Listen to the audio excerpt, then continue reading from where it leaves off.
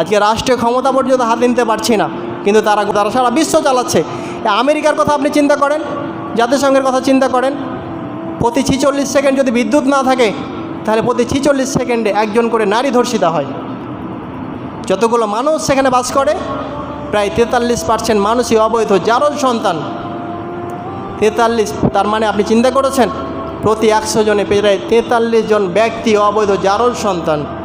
অথচ তারাই সারা বিশ্ব পরিচালনা করছে। কেন করছে?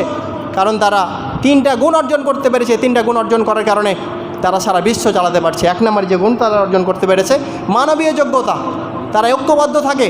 2 নম্বরে তারা যে গুণটা অর্জন করতে পেরেছে সেটা হচ্ছে কর্মদক্ষতা, তারা কাজের প্রতি গুরুত্বশীল, কাজের প্রতি গুরুত্ব তাদের আছে, এই জন্য তারা সারা বিশ্ব পরিচালনা করতে পারে।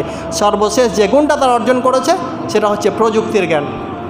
দেখেন তারা পারমাণবিক শক্তিধর, কিন্তু আমাদের কয়টা মুসলমান দেশ আছে যারা পারমাণবিক বোমা তৈরি করতে পেরেছে?